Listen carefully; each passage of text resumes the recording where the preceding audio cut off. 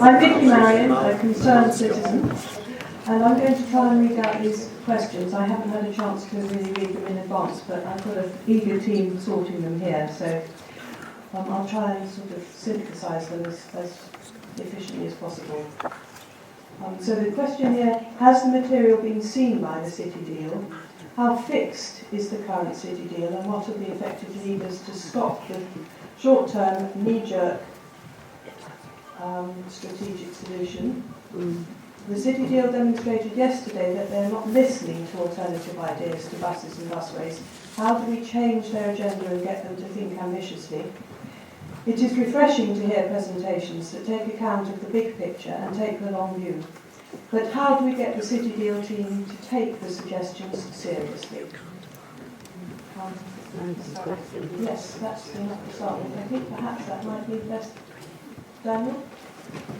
Actually, we haven't started with getting our new panellists to introduce themselves. Sorry, I'll see you in a sec.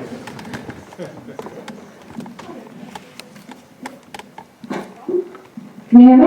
Oh, I'm Phillips. I work for a practice called Fifth Studio. We're architects and urban designers, and we do landscape and infrastructure projects in London and across the east of England.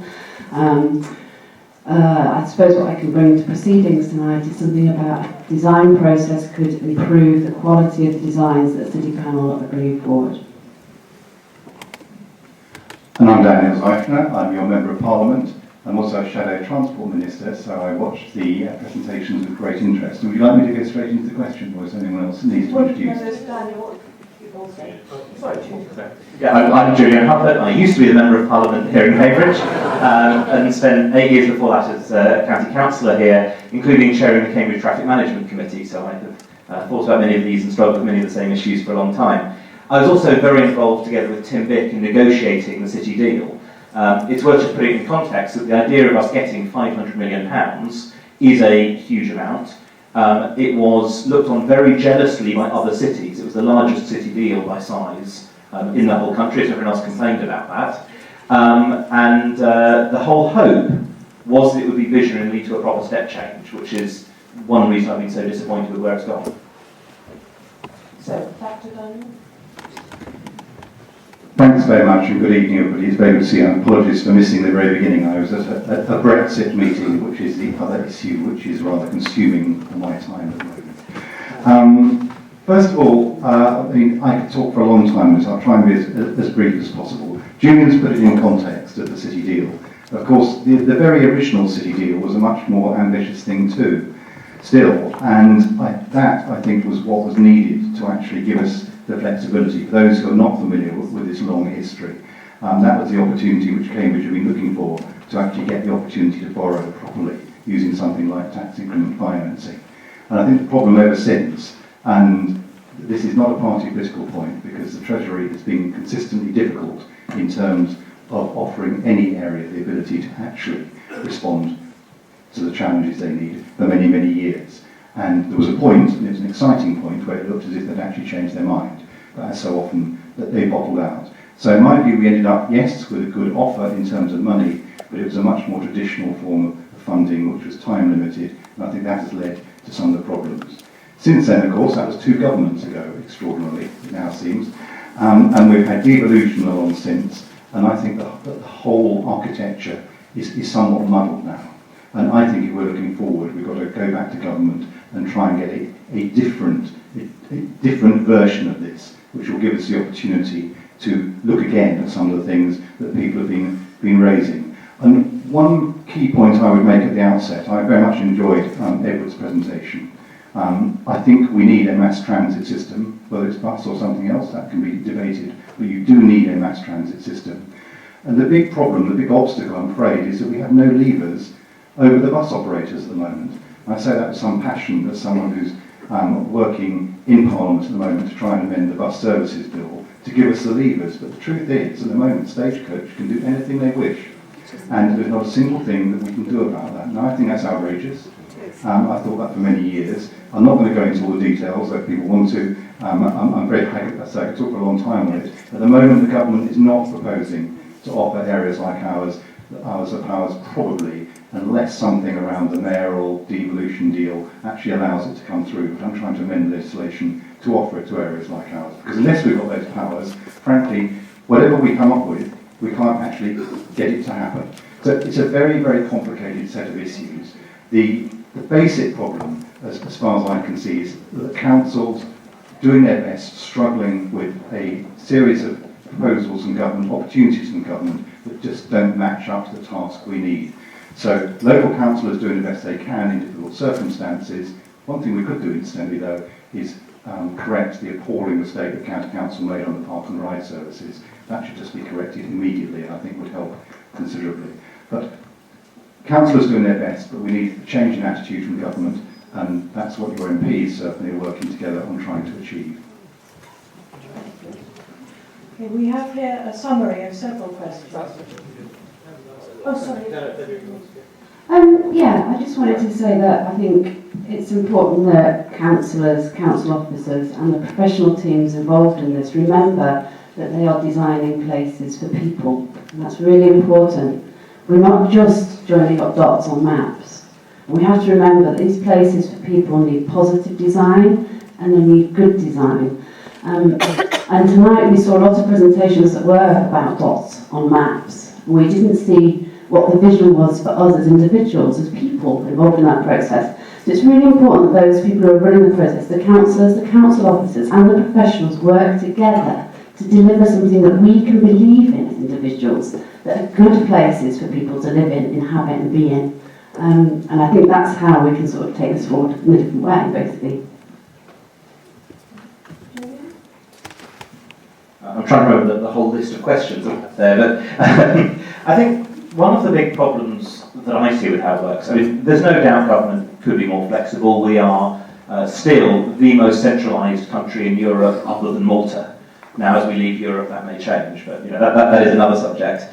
And that is a problem. But there is also a question about whether the systems here are working as best they could. Now, when we set up the sort of city deal board, a city deal assembly structure, part of the vision actually was to try to push towards what I think many of us have been saying for a long time is what we wanted, which is a single unitary authority to just get on and do these things, because many of us have been fed up with the city blaming the county and the county blaming the city and everybody blaming South Cambs and South Cambs blaming everybody else, and it all getting very confused. I still hope we can get towards that sort of unitary authority so there is one single body driving these things together in a much cleaner, more democratic way. I think that's the right devolution answer. I don't know how many people wanted a mayor with Cambridgeshire and Peterborough. That's, again, another subject. I've never heard people asking for that one. So there is a question about whether that city deal board is providing the sort of vision. There was a comment right at the beginning, I think, from Colin, about this is the sort of community meeting that should have happened right at the start. And I think that was a shame. I spent 8 years on the county council, so I know how it can operate, and too often it comes across as very much a technocracy. There's an idea that we start off knowing what the correct answer is. People are allowed to comment, but we're not really that interested if they get it wrong. And I fought against that on the county council many times. It turns out the county then gets things wrong anyway. If you remember the guided busway that was talked about a few times, I remember when that was £54 million.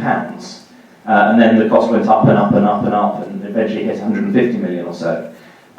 So I think there are ways that we could get more vision back into that. I think there has to be a pause. I think it's absolutely right to say if the government timetable doesn't work for us, then we need to be clear on changing that timetable. That's not hard to do. I did that many times to get the money for the Cambridge North station, to keep the money for the cycle parking at the current station. You can do it by building relations with DfT and the Treasury. It's not always easy, but you can get it done. So I think there is that opportunity. The other thing that's crucial is to try to actually work with people from all perspectives, and that's one of the other things that's gone wrong. I don't think get everybody to agree.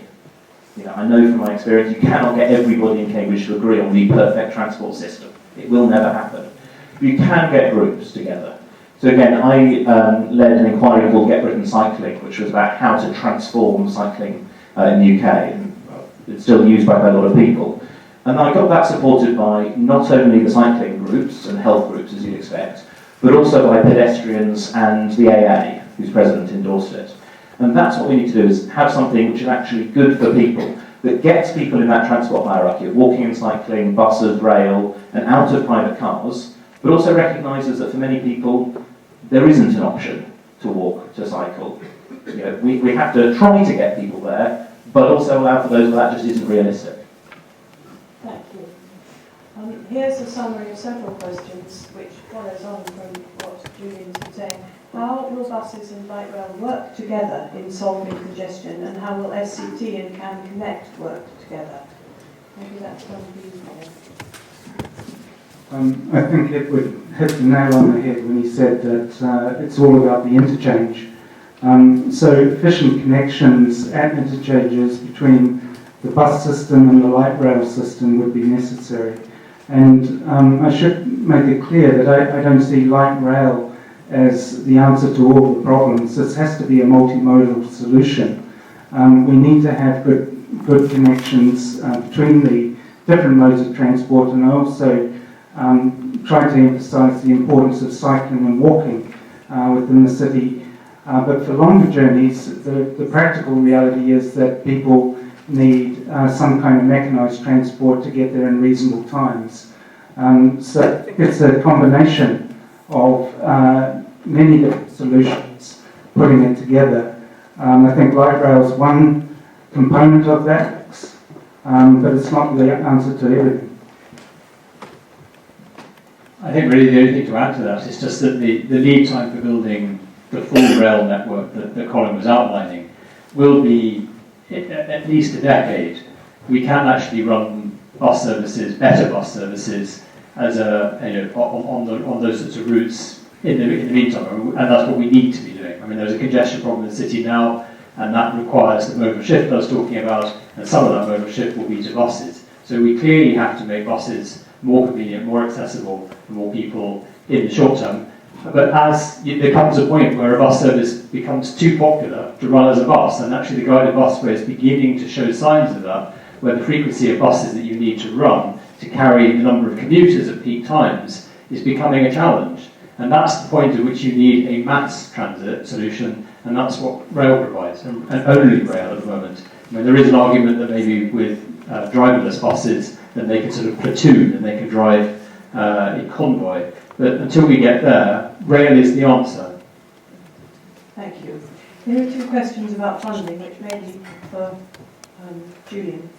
Why does the Cambridge City Deal require funds to be spent so quickly?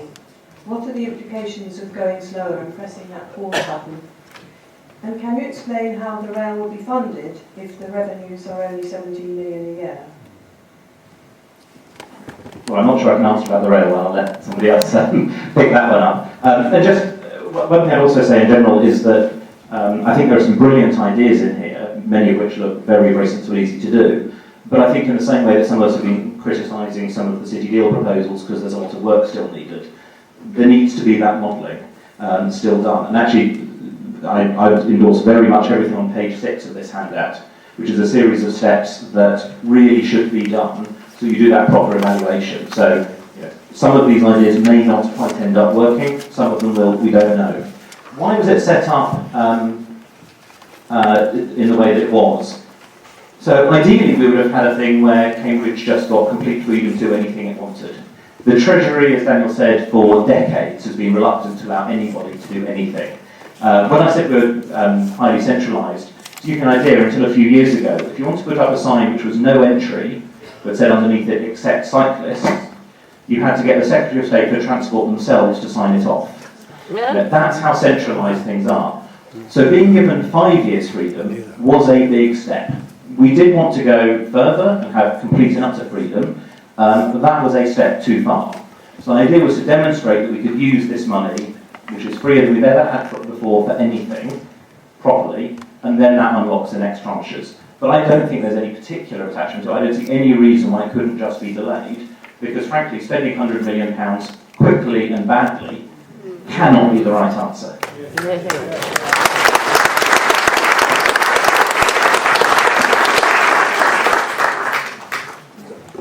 I'm very conscious of the time, and we... Oh, sorry. Sorry, I was going to take the question about the revenue per year, 17 million a year, and that figure.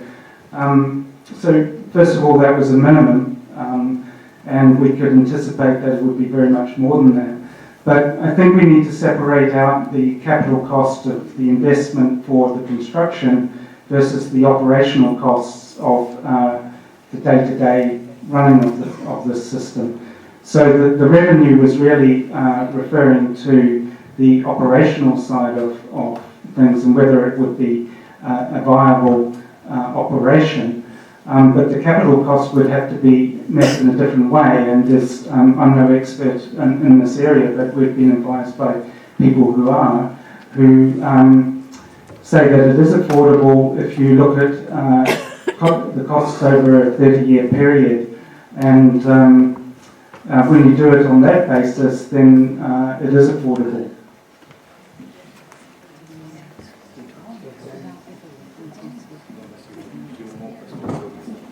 Well, we have quite a lot of more questions, so I'm conscious of the time. If anybody needs to leave, please do so quietly and feel free to do so. But if you'd like to stay and listen to some of the other questions and answers, you're most welcome.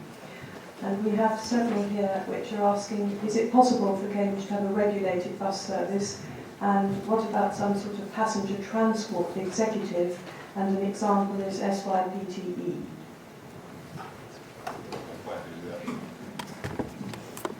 Well, the answer to that is yes, as I suggested earlier. It is being suggested for parts of the country like Manchester, Liverpool, possibly the North East at the moment. The government is making it dependent upon having a mayor and a combined authority. Many of us think that that shouldn't be there.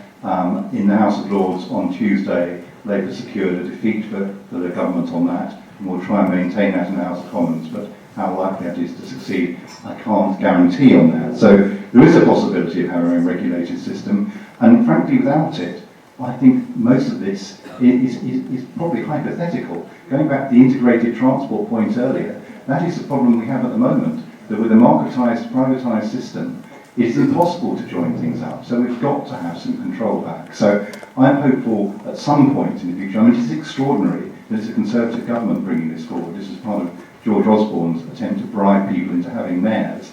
But even they realised the deregulated bus system wasn't working. So we are moving gently in the right way after 30 years of deregulation and failure, I'm afraid. So let's hope. Quickly to add to that, and in a spirit of cross-party unity, the bus service bill actually goes even further the other way, and there's a clause there, clause 21, which would ban any council from running its own bus service. So you couldn't even try setting up in competition. And just as the defeat that Daniel talked about was a joint Lib-Lab one, there's a Lib-Lab amendment to try to fix that. Hopefully next week we'll get rid of that. Because what we need is better bus services for everybody, not some ideological push. Because we do need to have more levers there. There's a lot of stuff in here, on page 5, talks about unified ticketing. Just think how much faster and more reliable train buses could be in Cambridge if the ticketing system was much more automated, much faster. Let's save minutes that way before you start digging lots of roads up.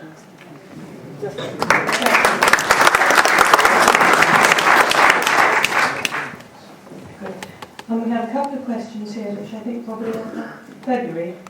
Can architects influence the city deal scheme, and how? And how do we ensure we include healthy and livable places with trees, greenery and fresh air? I'm not sure, well, I hope that architects can influence the city deal, put it that way. I hope that urban designers can, and urban designers with a focus on design quality, so well-designed places. And I think the way that could happen is about the city deal team now assessing how their team works, how their team structure works, and thinking about whether they need something to complement that team. And that's possibly someone with an organisation with some more experience in different types of urban design, basically, that could bring proposals forward that you will see as members of the public that you believe have vision, aspiration, that you want to be in, that you enjoy being in, that aren't about highways and roads, they're about streets and squares and places with trees and joy and happiness that you all want to inhabit. And that's what you people need to be seeing, or members of the public in Cambridge need to be seeing, so that they have a vision that is positive about the future. And that needs to be tied in with this infrastructure project. At the moment it isn't. So I really do hope that councillors will be able to see a way forward for adding that sort of design into their team structures.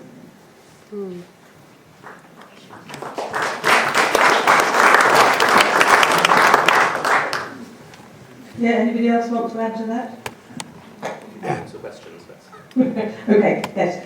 We do have lots of questions. Unfortunately, we couldn't get access to Twitter, and I know some people have contributed questions. Oh, we've got access now. Well, what I was going to suggest was that if you have left your email address, we can send round a summary of all the remaining questions. And if you haven't, you can do so on your way out. So we would, yes, we would like to, as a sort of last effort, ask each of the panellists to answer that original question. How would you reboot the city deal? Shall we start with February and work our way along?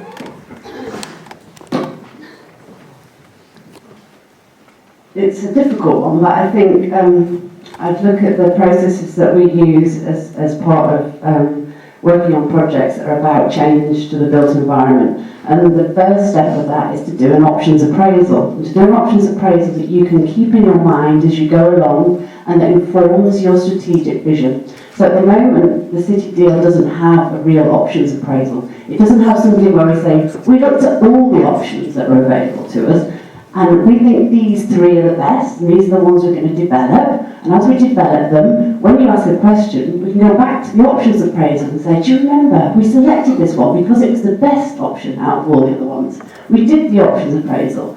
So every time something critical comes up or there's a problem in the process, you review it against that initial options appraisal, and you see how that fits in with your overall strategic vision. Now, at the moment, those things may exist. There may be a really comprehensive options appraisal that's been carried out, and there may be a really strong strategic vision, but I can't see those things. And I'm a member of the public looking at the CityD website, and it's not there. Because it's not there, I don't believe in it. I don't believe it's going to be good. I don't believe it's going to be positive. So to reboot the city deal, those two things really need to be in place: an options appraisal and a strategic vision.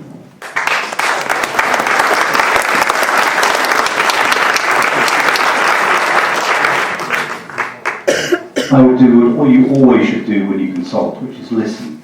Listen closely to what people have said, and given the strength of feeling, I would put it on pause at the moment. I'd go back to government and say, we've got a muddle here in terms of the structures, roll the money together from phase 1 and phase 2, look seriously at creating a proper local transport authority, like is being suggested for other parts of the country.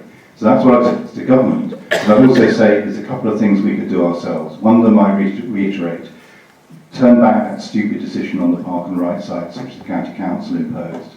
But also be much, much tougher on Stagecoach, because even though we don't have a regulated system, I see in other parts of the country much better deals negotiated with bus companies than we've had here. I think it's astonishing that we've got this far in terms of talking about routes and priorities without a proper offer from the bus company. And finally, I'd say, in terms of our relationship with government, we need more say over our destiny. How about taking back control?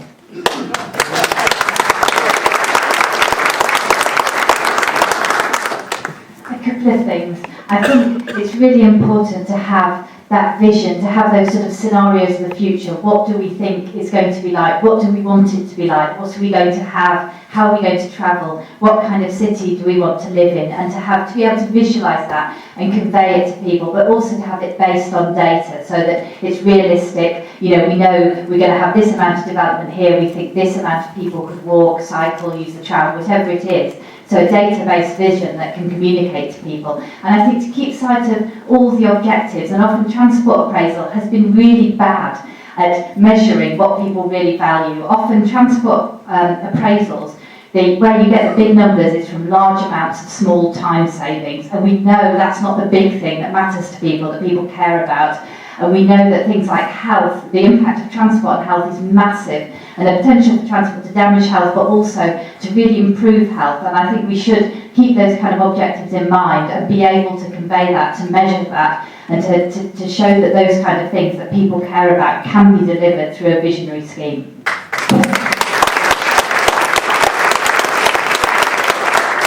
Well, aside from the things I've already pointed out that are in the document here, things like this event and more like this, much more participatory democracy where we get people engaged in thinking about these issues and working together to try to work out what they should be. So having that whole idea that you should do things with people, not to people.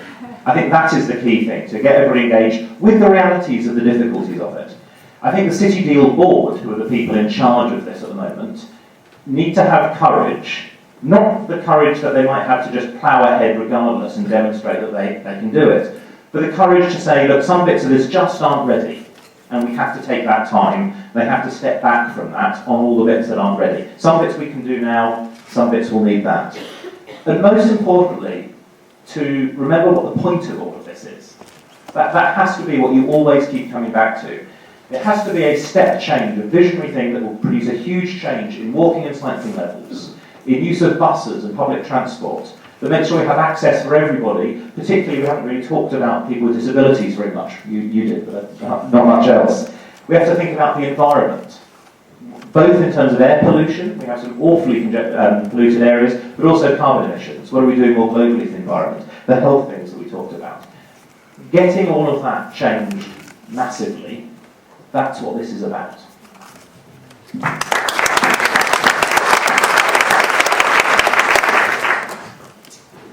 I would support everything that the other panellists have said. Clearly, I have a bias, so I think that light rail is an important part of the solution. At the moment, the City Deal have said that light rail is actually not even on the table for consideration. So I guess if we were to reboot the City Deal, the first thing I would want is certainly light rail should be on the table for serious consideration. Second thing I think that would be needed is more creative approaches to securing the funding for the long term.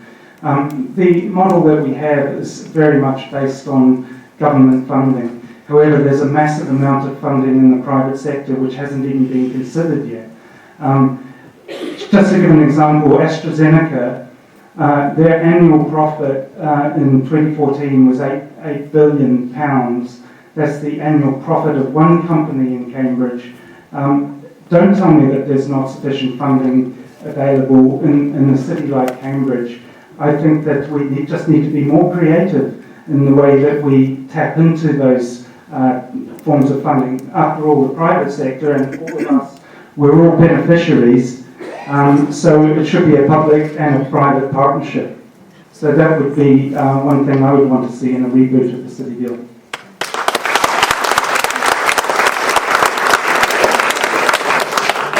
Well, there's actually nothing that I would disagree with in what's been said before. But the one thing that I think has been missing from the City Deal is the participation of South Cambridgeshire. Nearly everything that the City Deal is doing is going to be in the city. And it's for the benefit of the people who live outside the city. Yet the people outside the city have hardly a voice in this because they're not being engaged. They don't really understand what's being offered. But most importantly, they're not seeing that what's being put on the table is going to benefit them very much. They're not that bothered about being able to save 2 minutes on a bus journey that doesn't take them where they need to go anyway.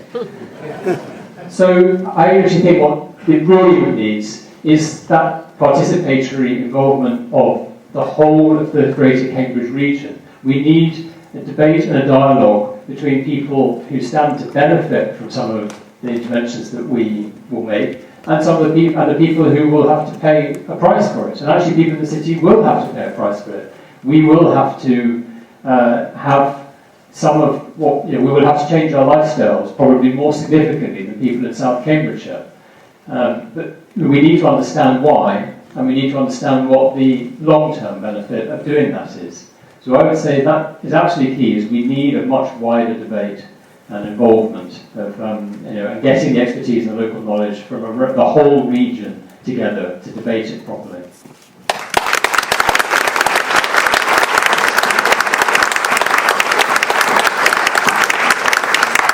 And one thing we can all do is look at the Smarter Cambridge Transport website and sign up and join that and give our voices to what Edward is trying to do.